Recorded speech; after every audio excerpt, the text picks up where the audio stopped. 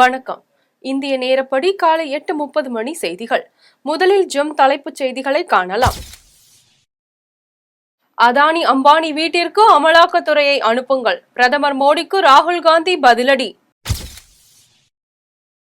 மு.க. அழகிரி மகன் துரை தயாநிதிக்கு சிகிச்சை, நேரில் சென்று நலம் விசாரித்தார் முதலமைச்சர் மு.க. ஸ்டாலின்.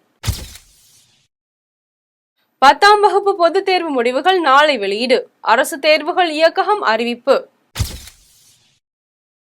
காமராஜரின் நினைவிடம் இப்போதுதான் ஞாபகம் வந்ததா? செல்வ பெருந்தகைக்கு தமிழிசை சவுந்தரராஜன் கேள்வி. மின்னணு வாக்குப்பதிவு இயந்திரங்கள் தொடர்பான வழக்கு, கூடுதல் கேமராக்கள் நிறுவும்படி உயர்நீதிமன்றத்தில் தேர்தல் ஆணையம் தகவல். தமிழகத்தின் 8 மாவட்டங்களில் இன்று கனமழைக்கு வாய்ப்பு, வானிலை ஆய்வு மையம் தகவல். நடப்பு IPL தொடர், ஐதராபாத் லக்னோ இடையேயான போட்டி, 10 விக்கெட்டுகள் வித்தியாசத்தில் ஐதராபாத் அணி வெற்றி. இனி விரிவான செய்திகளை காணலாம். அதானி அம்பானி குறித்து கேள்வி எழுப்பிய பிரதமர் மோடிக்கு ராகுல் காந்தி பதிலடி கொடுத்துள்ளார். நாட்டின் பிரபல தொழிலதிபர்களான அதானி அம்பானி குறித்து வசைபாடி வந்த காங்கிரசும் ராகுல் காந்தியும் தற்போது அதை நிறுத்திவிட்டதாக பிரதமர் மோடி குற்றம் சாட்டினார். அவர்களிடமிருந்து வேன் நிறைய கட்டுக்கட்டாக பணம் காங்கிரஸ் பெற்றுள்ளதா என்பதை ராகுல் காந்தி தெரிவிக்க வேண்டும் என்றும் அவர் கூறினார். பிரதமரின் இந்த உரைக்கு ராகுல் காந்தி நேற்று பதிலடி கொடுத்துள்ளார்.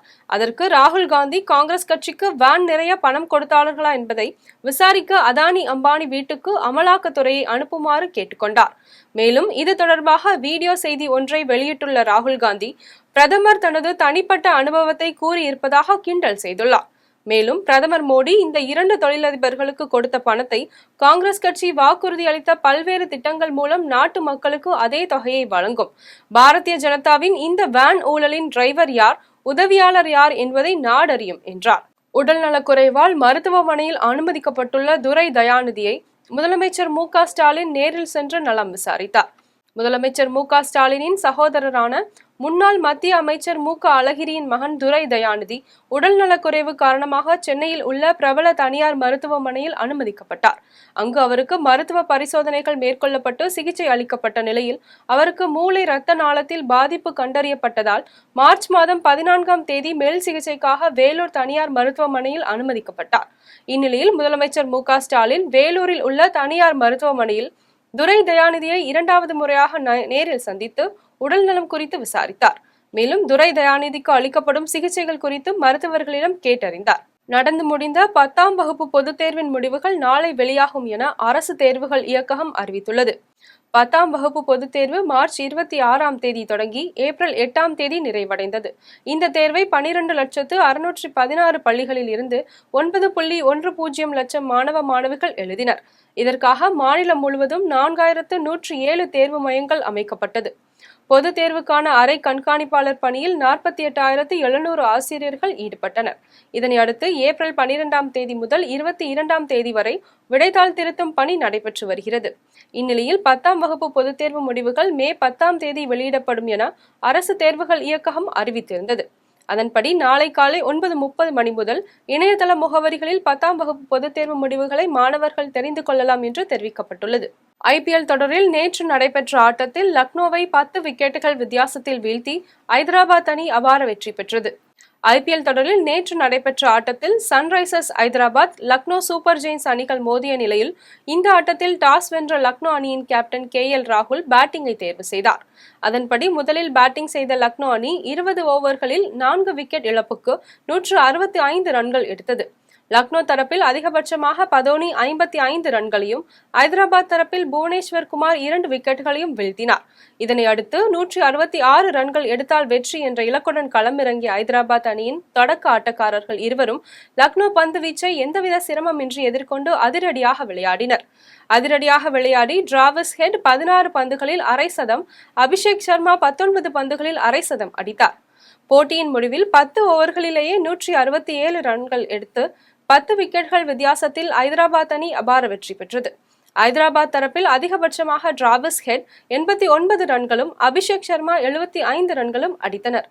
தூத்துக்குடி அருகே இறந்த தாயுடன் 6 நாட்கள் தங்கியிருந்த மனநிலை பாதிக்கப்பட்ட மகன் தாயின் உடலை வீட்டிற்கு வெளியே குழி தோண்டி புதைத்த சம்பவம் பரபரப்பை ஏற்படுத்தியுள்ளது. தூத்துக்குடி ஐயனடைப்பு சிவசக்தி நகரை சேர்ந்த ஜெயிலானுபுதீன் என்பவர் தூத்துக்குடி மாவட்ட ஆட்சியர் அலுவலகத்தில் வாகன ஓட்டுநராக வேலை பார்த்து வந்தார்.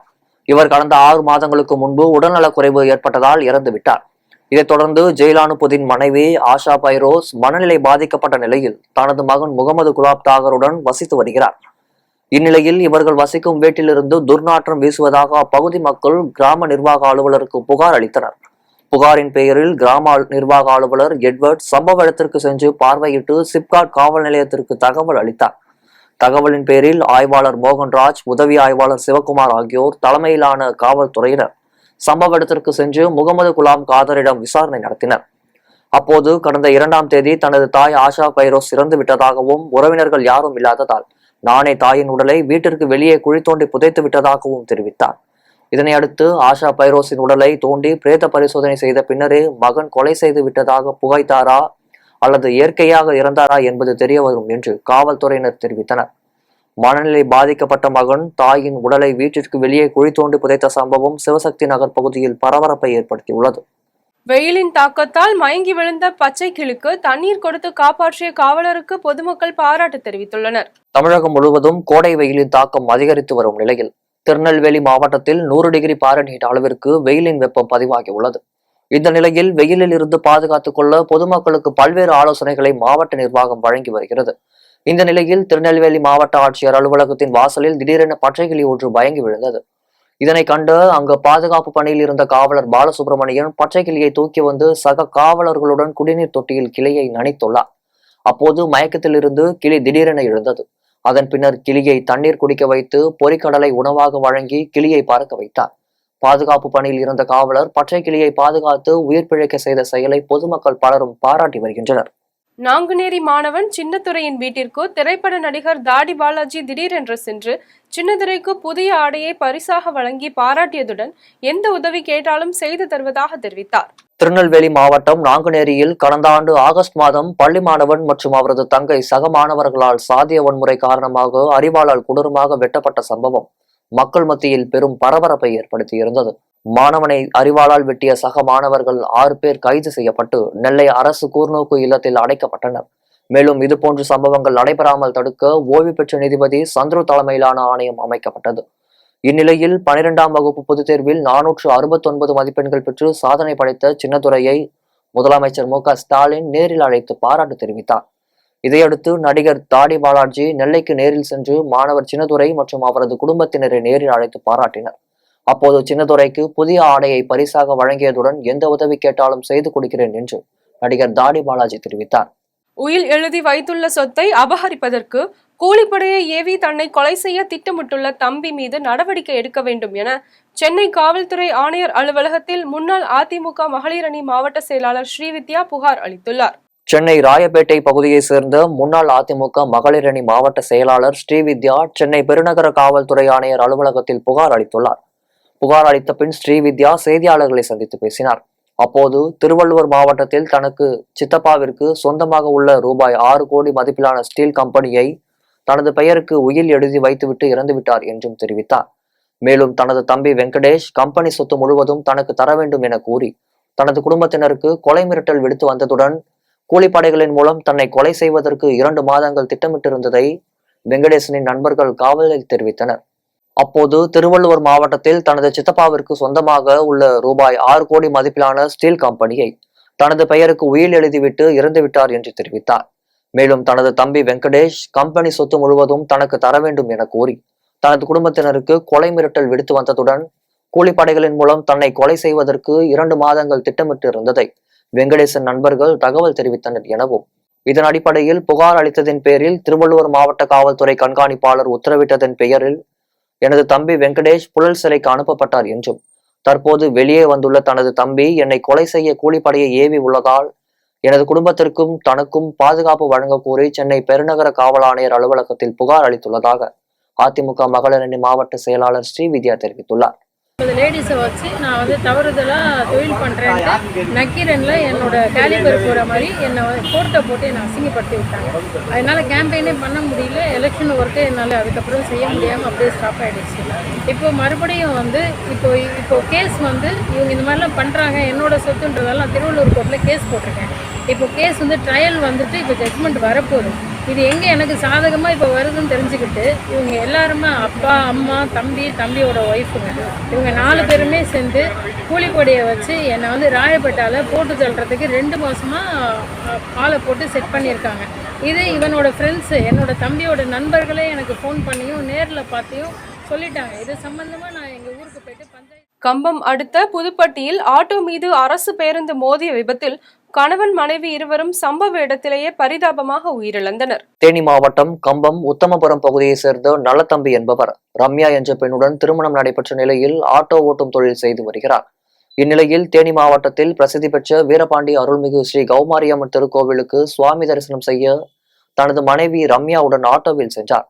கோவிலில் சுவாமி தரிசனம் செய்துவிட்டு வீட்டிற்கு திரும்பிய நிலையில் கம்பம் அடுத்த புதுப்பட்டி பகுதியில் ஆட்டோவின் மீது அரசு பேருந்து மோதிய விபத்தில் இருவரும் படுகாயமடைந்த நிலையில் ஆட்டோ ஓட்டுநர் நல்லதம்பி சம்பவ இடத்திலேயே பரிதாபமாக உயிரிழந்தார்.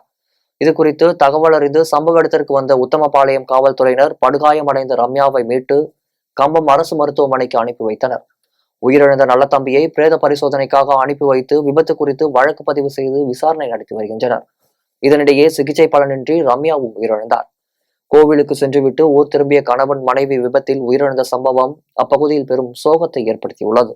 கொரோனா தடுப்பூசி பற்றி தற்போது பரவி வரும் தகவல்களால் பெரிய அளவில் அச்சப்பட தேவையில்லை என்று புதுக்கோட்டையில் தண்ணீர் பந்தலை திறந்து வைத்த விஜயபாஸ்கர் தெரிவித்துள்ளார். புதுக்கோட்டை வடக்கு ராஜ வீதியில் அதிமுக சார்பில் அமைக்கப்பட்ட கோடைகால தண்ணீர் பந்தலை அதிமுக முன்னாள் அமைச்சர் விஜயபாஸ்கர் திறந்து வைத்து பொதுமக்களுக்கு நீர், மோர் உள்ளிட்ட குளிர்பானங்களை வழங்கினார். நிகழ்ச்சியை தொடர்ந்து விஜயபாஸ்கர் செய்தியாளர்களை சந்தித்து பேசினார். அப்போது சென்னையில் அரசு கோடைகால வார்டு தொடங்கியிருப்பது வரவேற்கத்தக்கது என்றும் இதே போன்று அனைத்து மாவட்ட மருத்துவக் கல்லூரிகளிலும் சிறப்பு வார்டுகளை திறக்க வேண்டும் என்றும் தெரிவித்தார். மேலும் எந்த தடுப்பூசி மருந்துகளும் பல கட்ட சோதனைக்கு பின்னர் தான் பொதுமக்களின் பயன்பாட்டிற்கு கொண்டு வரப்படுகிறது என்றும் கொரோனா தடுப்பு மருந்துகள் எல்லாம் இக்கட்டான காலகட்டத்தில் நமக்கு துணை நின்றன என்றும் 10 லட்சம் பேரில் ஒருவருக்கு அரிதான பாதிப்பை ஏற்படுத்தக்கூடும் என்றும் கொரோனா தடுப்பூசி பற்றி தற்போது பரவி வரும் தகவல்களால் பெரிய அளவில் அச்சப்பட தேவையில்லை என்றும் விஜயபாஸ்கர் தெரிவித்துள்ளார். ஆகினால்தான் இன்றைக்கு இந்த உச்சி வெயிலினுடைய இந்த தாக்கத்தை குறைப்பதற்காக தமிழ்நாடு முழுக்க அனைத்து இந்திய அண்ணா திராவிட முன்னேற்ற கழகத்துடைய சார்பில் கழகம் எதிர்க்கட்சியாக இருக்கக்கூடிய இந்த சூழல் கூட எப்பொழுதும் மக்கள் பணியில் அக்கறையோடு இருக்கின்ற கட்சி அதிமுக என்பதை பறைசாற்றுகின்ற வண்ணம் எல்லா இடங்கள்லையும் பார்த்தீங்கன்னா எங்களுடைய கழக பொதுச் செயலாளர், எதிர்க்கட்சி தலைவர், மரியாதைக்குரிய அண்ணன் எடப்பாடி அவர்களுடைய ஆணைக்கிணங்க எல்லா இடத்துலையும் தண்ணி பந்தலை அமோகமாக திறக்கிறோம். திறப்பது மட்டுமல்ல, துறந்த தண்ணி பந்தலை தினமும் காலையிலிருந்து மதியம் வரை இந்த வெயில் தாக்கம் குறைகின்ற வரை எங்களுடைய அதிமுகவுடைய பொறுப்பாளர்கள் முறையாக அங்கே இருந்து தண்ணீரையும், குளிர்ந்த நீரையும், மோரையும், இன்ன பிற பழங்களையும் தினமும் விநியோகித்துக் கொண்டிருக்கிறோம். அதுதான் முக்கியமான விஷயம். ஓப்பன் மட்டும் முக்கியமான விஷயம் அல்ல. நிறைய இடங்களில் ஓப்பன் ஆகிட்டு அப்படியே இருக்குது பிற கட்சிகள்லாம்.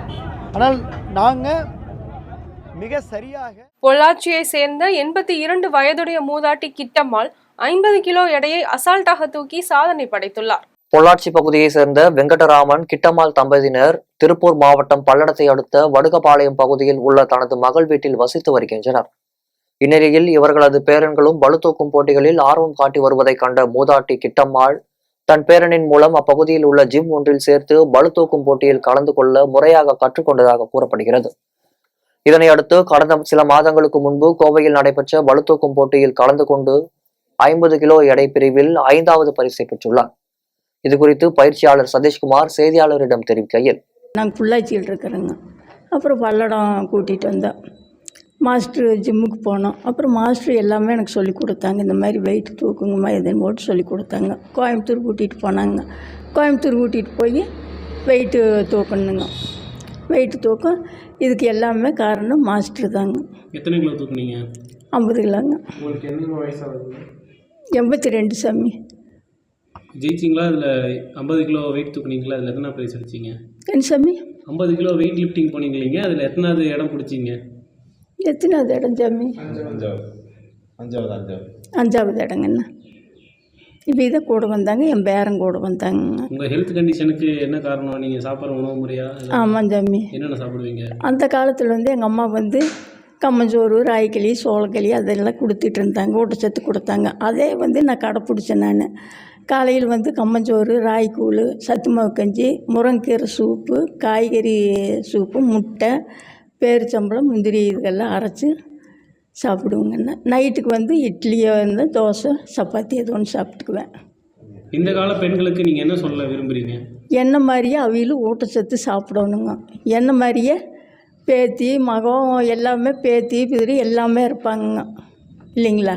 நீங்களே எனக்கு பேரன்தான், எல்லோரும் இருப்பீங்க. பேத்தி பேரன் மகன் எல்லாருமே என்ன மாதிரியே தைரியமாக எல்லா இதுலேயும் சேர்ந்து ஜெயிச்சு காட்டணுங்க. இனிமேல் வர போட்டிகளில் நீங்கள் கலந்துக்குவீங்களா? கோவை சிவானந்தா காலனி ரத்தினபுரியில் இருசக்கர வாகனத்தை திருடி சென்ற நபரை காவல்துறையினர் தேடி வருகின்றனர். கோவை சிவானந்தா காலனி ரத்தினபுரியில் வசித்து வரும் சதீஷ் என்பவர் இரவு வழக்கம் போல் வீட்டின் முன்பு இருசக்கர வாகனத்தை நிறுத்திவிட்டு உறங்கச் சென்றார். காலையில் எழுந்த பார்த்தபோது இருசக்கர வாகனம் நிறுத்திய இடத்தில் இல்லாததை கண்டு அதிர்ச்சி அடைந்தார். இதனையடுத்து வீட்டில் பொருத்தப்பட்டிருந்த சிசிடிவி காட்சிகளை பார்த்தபோது அதிகாலை 4 மணி அளவில் மர்ம நபர் ஒருவர் இருசக்கர வாகனத்தின் மீது அமர்ந்து பல்வேறு சாவிகளை போட்டு பூட்டை திறக்க முயற்சி செய்தும் அதன் பிறகு வாகனத்தின் பூட்டை திறந்து வாகனத்தை ஓட்டி செல்வதும் தெரிய வந்தது. இது குறித்து ரத்தினபுரி காவல் நிலையத்தில் சதீஷ் புகார் அளித்தார். புகாரின் பெயரில் காவல்துறையினர் இருசக்கர வாகனத்தை திருடிச் சென்ற நபரை தேடி வருகின்றனர். வாழப்பாடி அருகே சூறை காற்றுடன் பெய்த கனமழையால் சாய்ந்த வாழை மரம், பாக்குமரம் உள்ளிட்ட விவசாய பயிர்களுக்கு உரிய நிவாரணம் வழங்க வேண்டும் என்று அரசிற்கு விவசாயிகள் கோரிக்கை விடுத்துள்ளனர். சேலம் மாவட்டம் வாழப்பாடி அருகே பனைமடல் கிராமத்தில் சுமார் பல்லாயிரக்கணக்கான ஏக்கரில் நெல், வாழை மரம், மக்காச்சோளம் உள்ளிட்டவை விளைவிக்கப்பட்டுள்ளது. இந்த நிலையில் திடீரென இரவு பனைமடல் உள்ளிட்ட பகுதிகளில் சூறைக்காற்றுடன் கனமழை 1 மணி நேரத்திற்கு மேலாக பெய்தது. இதனால் அறுவடைக்கு பருவத்தில் உள்ள நெல், வாழை மரம், மக்காச்சோளம் உள்ளிட்ட பயிர்கள் கீழே சாய்ந்து சேதமடைந்தது. இதனால் லட்சக்கணக்கில் கடன் வாங்கி விவசாயம் செய்த வந்த பயிர்கள் சேதமடைந்ததால் பயிர்களுக்கு தமிழக அரசு உரிய நிவாரணம் வழங்க வேண்டும் என்று விவசாயிகள் தெரிவித்தனர். மேலும் பனைமடல் சுற்றுவட்டார பகுதிகளில் மழையால் பாதிக்கப்பட்ட பயிர்களை பார்வையிட்டு உடனடியாக தகுந்த நிவாரணம் வழங்க வேண்டும் என மாவட்ட நிர்வாகத்திற்கும் தமிழக அரசிற்கும் அப்பகுதி விவசாயிகள் கோரிக்கை விடுத்துள்ளனர். கோடியக்கரை வனப்பகுதியில் உள்ள வன விலங்குகளுக்கு தொழிலதிபர் ஆரிபா என்பவர் நாள்தோறும் 12,000 லிட்டர் தண்ணீர் வழங்கி வருகிறார். நாகை மாவட்டம் வேதாரண்யம் அடுத்த கோடியக்கரை வனவிலங்கு சரணாலயம் 25,000 சதுர கிலோமீட்டர் பரப்பளவில் அமைந்துள்ளது. இதில் 2,000க்கும் மேற்பட்ட வெளிமான், புள்ளிமான், குரங்கு, நரி, குதிரை, முயல், காட்டுப்பன்றி உள்ளிட்ட வனவிலங்குகள் மற்றும் 52 குளம், குட்டைகள் உள்ளது. இந்நிலையில் கடும் வெப்ப அலை காரணமாக குளங்களில் தண்ணீர் வற்றியதால் வனவிலங்குகள் குடிநீருக்கு தட்டுப்பாடு ஏற்பட்டுள்ளது. இதை அறிந்த வேதாரண்யம் தொழிலதிபர் ஆரிபா என்பவர் வனத்துறையினரிடம் அனுமதி பெற்று வனப்பகுதியில் டேங்கர் மூலம் நாள் ஒன்றுக்கு 12,000 லிட்டர் தண்ணீரை 20 தொட்டிகளில் நிரப்பி வருகிறார். இதனால் ஆரிபாவை வனவிலங்கு ஆர்வலர்களும் அப்பகுதி பொதுமக்களும் பாராட்டி வருகின்றனர். பொன்னேரி அருகே மாமியாருடன் தகாத உறவில் இருந்த அண்ணனை வெட்டி கொலை செய்த தம்பி காவல் நிலையத்தில் சரணடைந்தார். திருவள்ளுவர் மாவட்டம் பொன்னேரி அடுத்த KN கண்டிகையை சேர்ந்த லாரி ஓட்டுநர் சிவகுமார் என்பவரின் வீட்டில் வெளியே அமர்ந்து மது அருந்தி உள்ளார். அப்போது அங்கு வந்த மர்ம கும்பல் சிவகுமாரிடம் தகராறில் ஈடுபட்டதுடன் சிவகுமாரை விவசாய நிலத்தில் ஓட ஓட விரட்டி வெட்டி கொலை செய்துவிட்டு அங்கிருந்து தப்பிச் சென்றது. இதனிடையே தேவேந்திரன் என்பவர் பொன்னேரி காவல் நிலையத்தில் சரணடைந்து தனது அண்ணன் சிவகுமாரை வெட்டி கொலை செய்து விட்டதாக கூறியுள்ளார். மேலும் தனது மாமியார் ஜானகியுடன் சிவகுமார் தகாத உறவில் இருந்து வந்ததாகவும் இதனை கண்டித்தும் கேட்காததால் நண்பர்களுடன் சேர்ந்து அண்ணனை கொலை செய்ததாக வாக்குமூலம் அளித்துள்ளார். இதனையடுத்து காவல்துறையினர் சம்பவ இடத்திற்கு சென்று சிவகுமாரின் சடலத்தை கைப்பற்றி பிரேத பரிசோதனைக்காக பொன்னேரி அரசு மருத்துவமனைக்கு அனுப்பி வைத்தனர். இதுகுறித்து பொன்னேரி காவல்துறையினர் வழக்கு பதிவு செய்து சம்பவத்தில் ஈடுபட்ட மேலும் சிலரை தேடி வருகின்றனர். திருச்செந்தூர் அஞ்சலகத்தின் பாதுகாப்பு பெட்டகத்தை உடைத்து மர்ம நபர்கள் கொள்ளை முயற்சியில் ஈடுபட்ட சம்பவம் பரபரப்பை ஏற்படுத்தியுள்ளது.